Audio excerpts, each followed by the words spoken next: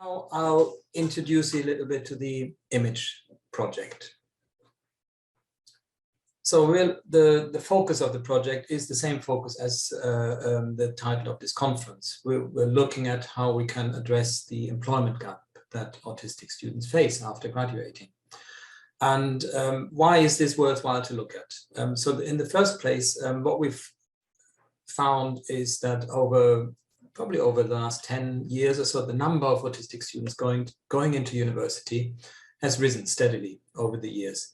So in the UK, I think there's been an increase of maybe 2-3% every year. And that's just the students who actually declared a disability, declared their autism. There's also a large gray area, we believe, of students who either know that they're autistic but don't tell the university, or students who don't yet have a diagnosis but may still have challenges and struggle along the way. But what it comes down to is that at the end of their studies, there's this group of students who have very good skills. They've gone through their degree and tend to get very high marks in their degree. But then when it comes to finding a job afterwards, there's a large gap of employment. There's very low employment rates, and I can show you some statistics about that in a minute.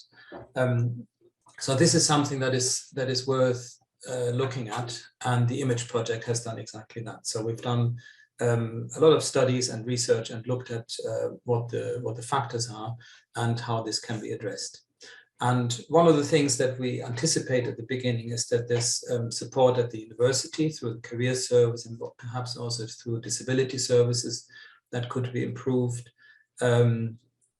Students told us that they find the recruitment process often quite difficult, going to interviews, understanding what the whole process is about and what the skills are that are looked for during the recruitment process. And there's also a lack of support when starting a new job. So putting reasonable adjustments in place, for example, making the work environment conducive to performing well at work. And also, and this has been known for quite a while, employers don't necessarily find it easy to get their head around how best to support an autistic employee. And there's a bit of nervousness around that. So these are all factors that led us to start this project and to look into what can we do as universities to try and improve the situation. And there are some statistics about the graduate employment rate. This is full-time employment. And I'm sure there are other numbers across Europe, but we generally found that they're quite similar. So it isn't a very good advertisement perhaps for how university prepares students, but also for how the whole job market works. The numbers are low, and we also found that often when students come out of university and they find a job, the job doesn't really match their skills, and often it's in an area where the skills that are required for a job are actually much lower than what the graduate can do and what they've learned through the university and the kind of aspirations that they might have. And a study from the UK found that actually the higher the education level, the lower the employment prospects. So staying at university and doing a master's and doing a PhD doesn't necessarily translate into higher employment outlook for autistic postgraduate students. So there are many reasons for this, and we've looked into that, and we're quite a good combination of universities of different sizes and also of different outlooks. So we have Leeds Beckett University as the leader of the project, and part of that, the reason for that is that we have done a project before, the Autism at Uni project, and I'll talk briefly about that in a few minutes. There's the University of Helsinki, which is also there was some involvement in the Autism at Uni project, so this is how that came about. Free University of Amsterdam, who's hosting the event today, Medical School Berlin, which is quite a small institution, and the University of Toulouse. So we have a geographical spread across Europe, but I'm aware we don't necessarily have a spread across the different societies that we find in Europe. But I think a lot of what we found in the project has shown us that the challenges that students face are quite universal. Right, so the way we've gone about this is that in this 3-year project, we put an emphasis on participatory design. So in all the outputs that we created, the people that we created the outputs for had a direct and active involvement in shaping these outputs. So if I can just go through them, there's an employability toolkit for autistic students. So the idea here is that we have an online tool that any student can use, and where they find information about how they can improve their employability and what to expect during the process of leaving university and getting into the first job. There's some training material for careers advisors. The careers advisors was one of our target groups, main target groups, and we've produced some training material for this group in how best to support autistic students. There were also some webinars for careers advisors, which we ran last week, 3 very successful webinars, and I think overall we had about 300 people across these webinars. And we also worked on some good practice guides for professionals, and this covers a number of groups. There's careers advisors, academics, managers in HE who can make a systemic change from the top, and also employers who think about employing an autistic individual and may not know exactly how to go about it. So there are these 4 good practice guides. And like I said, there is a context and a history here. So the image project started in 2018, and it followed on from the Autism at Uni project. Well, so the Autism at Uni project looked at the transition into university. And actually some of the challenges are similar to transitioning into university from transitioning out of university. And from the Autism at Uni project, we produced also a toolkit that universities could adopt and some good practice guides. And that then leads into the image project, which was informed by the previous one. Right, a little bit about how we look at autism. And this is for me personally, but I think the project members will agree with this. So autism it's about strengths and difficulties or situations that are challenging. And we all have strengths in some areas and we have difficulties in other areas. And what we found with autism or autistic people is that they're often unusually good at some things. So very talented, very focused on the things that might be relevant to the degree that someone is studying, but also unexpectedly challenged by other things. And that's where some of the problems potentially come up during the process of coming out of university and trying to find a job. So we really tried to do a strengths-based approach where we looked at the kind of strengths that a lot of people have told us about. And this slide is not just related to the image project. It really has developed over years from different events that I went to and spoke to people, and different bits of research that we've put together. So these are the kind of skills that people have told us about, and which arguably are quite relevant and desired in an employee and in a human being in general. So these are the ones that we're really trying to build on with many of the resources that we've put together. And for people who would like to increase and deepen their understanding of autism, we would like them to focus on these strengths and see how that fits in with an employee situation, perhaps getting someone to do a work placement or an internship or anything related to increasing employability skills and starting out their career. So Based on all this, I've talked mainly about the aims and what we wanted to do. How did we go about it? We obviously, since we're universities, we did our research. We had interviews with 53 students, graduates, and careers advisors to get a very deep understanding of what the challenges are, but also what is the good practice that's around there. There are pockets of good practice everywhere across Europe, and we wanted to tap into that and harvest that and put it into our resources, into our guides, and also into the toolkit for students. We also ran a survey, an online survey. So 224 people took part in that. The same group, but also including managers, senior managers from HE, academics, and employers. And in good academic fashion, we published papers. And you can see that Henry Pessonen's name is there. You can imagine he was quite busy over the last few years. He took charge of much of the publications that we put out there into academic journals. So this was the start of it. On the back of all this research, with some preliminary findings that we had, we then ran a number of workshops. So we have 12 participatory design workshops in 5 countries.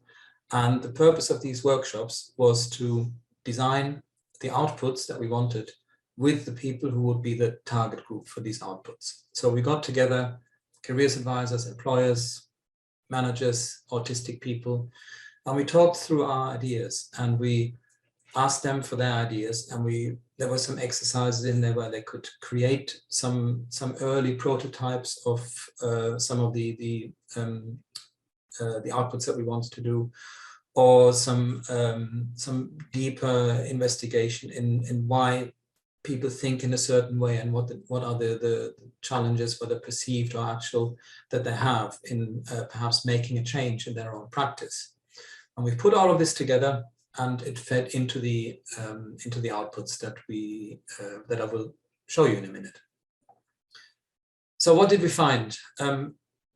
It's difficult to summarize all this, and I've just picked out a few bits. They're not necessarily the most important ones, but the ones that fitted on a slide. So what we found was that for autistic students, one of the challenges is that there's an expectation that they very much independent and self-directed when looking for a job. But actually support is a good thing, and knowing how to support someone well is a good skill to have in careers advisors. There were issues around work experience and perhaps how that matches with the real experience when someone goes into a job. I'm just picking out a few now. So interacting with employers may be difficult. So obviously that's a key challenge during interviews. And also a lack of experience when things that someone might do outside of university can help with finding a job afterwards. But if someone is very focused on their studies and goes through it, you know, in a very good and positive way, and finds themselves at the time when they look for a job, there might not be that much to show and talk about activities alongside their studies, which are often desired to have. So these are all things that are relevant to autistic students and graduates. Then we also found with careers advisors, there tended to be a lack of understanding for autism, a deep understanding.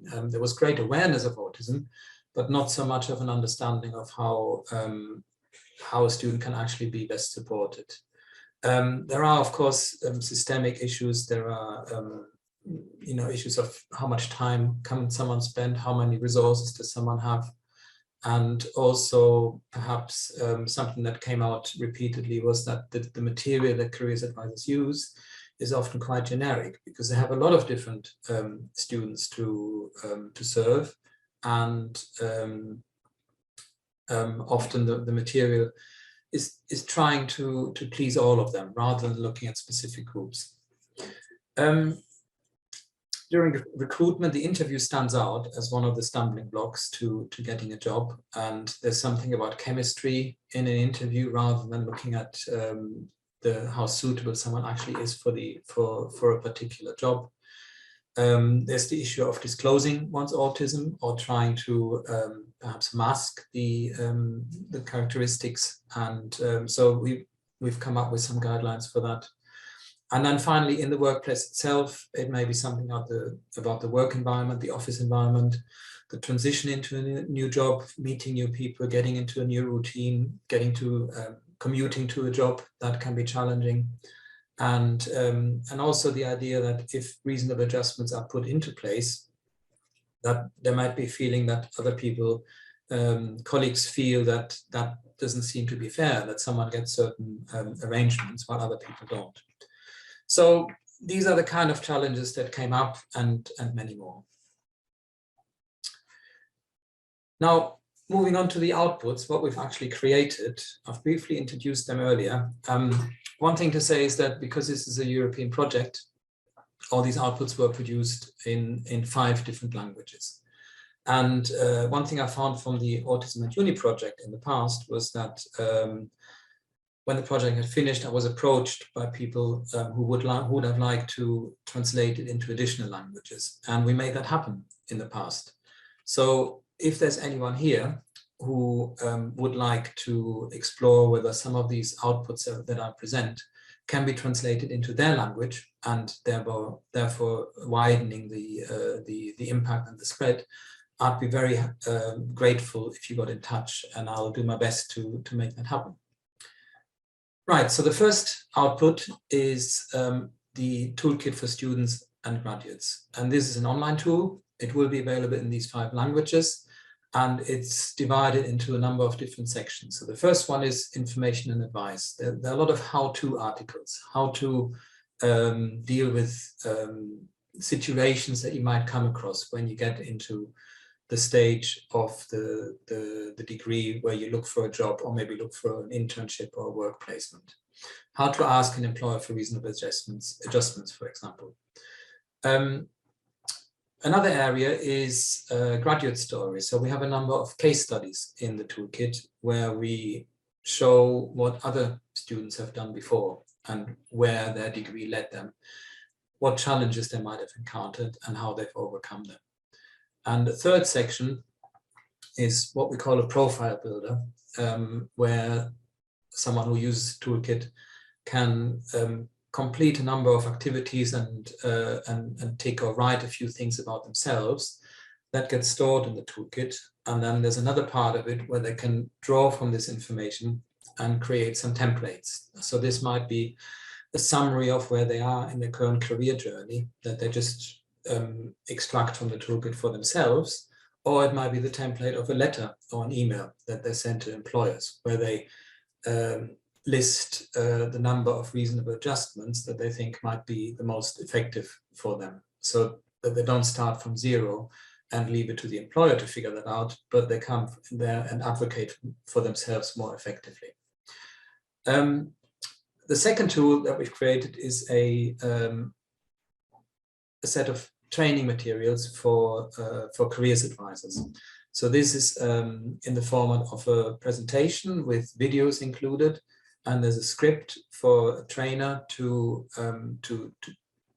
tell careers advisors what kind of support might be best. And there are activities in there for, there's a bit of role play, there's a bit of learning from how other people have done this, and we also draw from the case studies that we've collected. And the third output, as I mentioned before, is a set of good practice guides. So we have a guide for careers advisors, for academics who might help students with their employability through adjusting the curriculum, for education managers and for employers. And I'm just going to have a closer look at how this actually works in practice, because the way we've done this is not just a set of PDF files or printed guides. This is an online resource, and you can customize it, you can personalize it to your own use. You create a guide, and then you can select and deselect certain sections within the guide.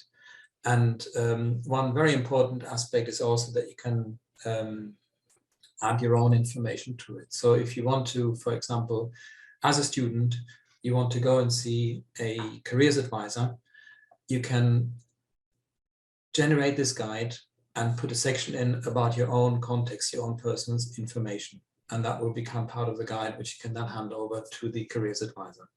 And you can also imagine that this might work well with employers, where an employer would like to have some more information about someone can be supported, and there is some personalized information about that particular person in the guide itself.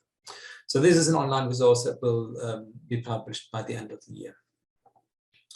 Right, a closer look at the guide for employers, just going through the table of contents, and that shows how all the guides are structured. So we have some introduction about the image project, but also about what it means in the context of autism and employability, what the challenges might be. And then there's a number of topics. So for employers, it's about autism at work, about stereotypes, about strengths of autistic people, and then focusing on the job interview, how that can be made most inclusive and what adjustments might be relevant there. And then finally, in the third section here under topics, a typical day in a neurodiverse organization. So this is looking at good practice and what are the things that any organization really can do. And then this is followed by a number of case studies. So these are similar to the case studies we use in the online toolkit, where we have, again, some good practice, and each case study has a number of recommendations attached to it. Okay. And finally, just in time, I would like to give a big thanks to the team that's been working here. Normally, we would all be together, and as part of this conference would have our final project meeting. But unfortunately, that can't happen in the way that it was planned. So I just want to give a big thanks, first of all, to the funder, Erasmus and the European Union, a great institution, a great funding pot. And I think we can all say that we're very committed to really supporting and making this work in the long run. The project finishes by the end of December, but the outputs are only just coming out. So this is really only the start of it. And I'm definitely committed to maintaining and further developing the outputs in the next few years. So I also want to thank everyone who's contributed and taken part in our research, particularly the autistic students who shared their experiences and their stories, and sometimes shared things that were actually quite difficult for them. But I think for us, we've learned a lot from that, and we've also learned a lot from the good practice and the good experiences that people had.